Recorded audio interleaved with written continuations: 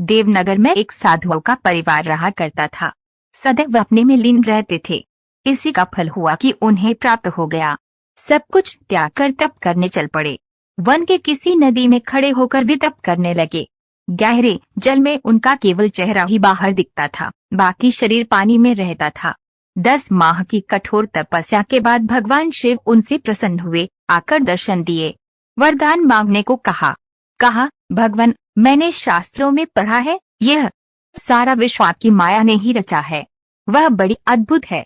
आपकी उसी माया का चमत्कार देखना चाहता हूँ। तुम उस माया का चमत्कार देखोगे तभी उसे छोड़ोगे भी। शिवजी ने कहा और वरदान देकर अंतर्ध्यान हो गए। सुखदेव उन्हें तप करना छोड़ दिया, किंतु उसी नदी के किनारे रहते थे। कंदमूल खाकर प्रभु के भजन गाते थे। इसी प्रतीक्षा में थे कब भगवान की माया के दर्शन होंगे। एक दिन सुखदेव नदी में स्नान करने गए। मंत्र पढ़कर पानी में डुबकी लगाने लगे। अचानक वह मंत्र भूल गए। उन्हें लगा जैसे वह पानी में नहीं हैं, कहीं और हैं। फिर उन्हें लगा जैसे वे सब कुछ भूलते जा रहे हैं। भूतमंडल नामक गांव में कंटस जन्म लिया। उनका नाम रखा गया कंस। कंटस बहुत सुंदर और बलवान था। युवा होने पर वह शिकार खेलने में बहुत होशियार हो गया। फिर उसका विवाह एक सुंदर कन्या से हुआ। उसके 2 पुत्री भी हुए। एक समय की बात, उस गांव में महामारी फैल गई। महामारी भी ऐसी कि पूरा गांव ही उजड़ गया। कंटस की पत्नी और दोनों पुत्री भी महामारी में चल बसे। वह बड़ा दुखी हुआ। परिवार के शौक में उसने गांव छोड़ दिया। भटकता हुआ कंटस की देश की राजधानी श्रीमतीपुरी में पहुंच गया। उन दिनों वहां कोई राजा नहीं था। किसी युद्ध में राजा मारा गया था। राजा चुनने का भी वहां अनोखा तरीका था। सिखाए हुए हाथी पर सोने की अंबारी रखकर हाथी छोड़ दिया जाता था। हाथी मार्ग में चलते चलते जिस आदमी को सूंड से उठाता, अंबारी पर बैठा लेता, वही वहां का राजा बना दिया जाता था।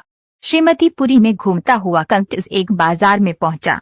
उसी समय हाथी भी सामने से आ रहा था। कंटस को देख हाथी उसके पास आकर रुका, फिर सूंड से उठाकर उसे अंबारी पर बैठा लिया। नए राजा को पाकर दरबारी जय जयकार करने लगे। मंगला गीत गाए जाने लगे, बाजे बजने लगे। कंटस ने अपना असली नाम छिपा, अपना नाम गवल बता दिया। शुभ मुहूर्त में कंटस का राज तिलक कर दिया गया।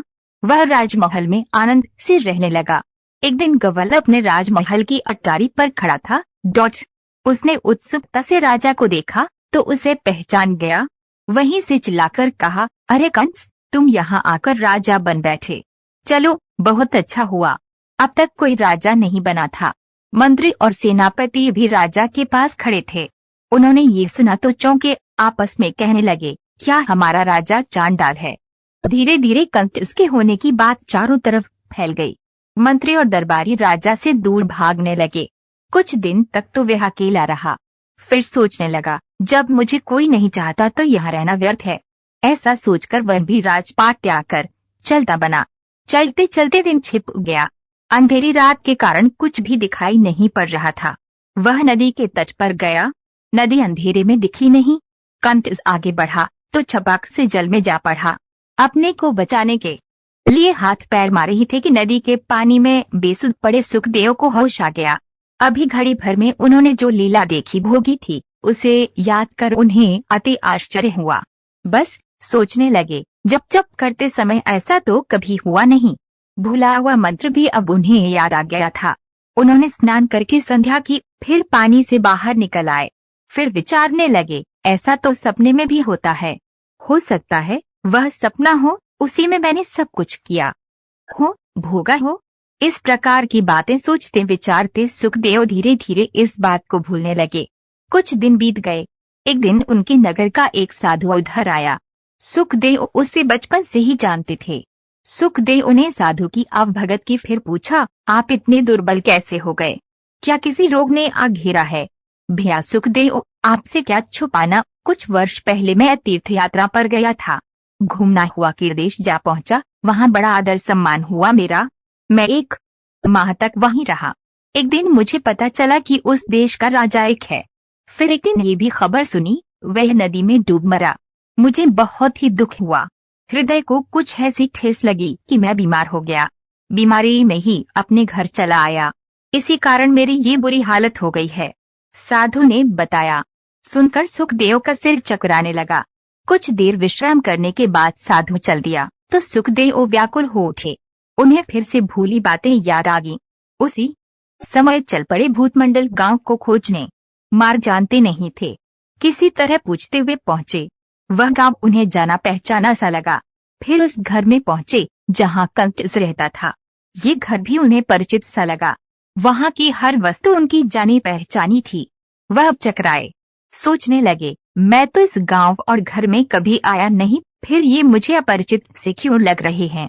इसके बाद सुखदेव किर नगर की राजधानी पहुंचे। राजमहल में गए।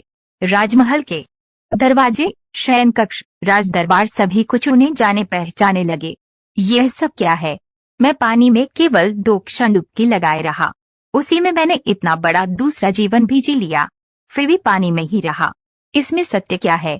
इसी उधेड़बुन में डूबे वे नदी तट पर आप पहुंचे। फिर तप करने लगे, अन्न जल त्याग भी दिया। भगवान शिव जी ने उन्हें फिर दर्शन दिए। बोले, साधु, तुमने मेरी माया का चमत्कार देख लिया। मेरी इस माया ने ही विश्व को भ्रम से ढंका हुआ है। सभी विश्व को सत्य मानते हैं, जबकि वह उसी प्रकार है जैसे तुमने राजा के अपने जीवन को देखा। सुनकर सुखदेव की सारी शंका मिट गई। वह उसी क्षण सब कुछ त्याग गुफा में जाकर लीन हो गए, क्योंकि यही उनकी दुनिया थी।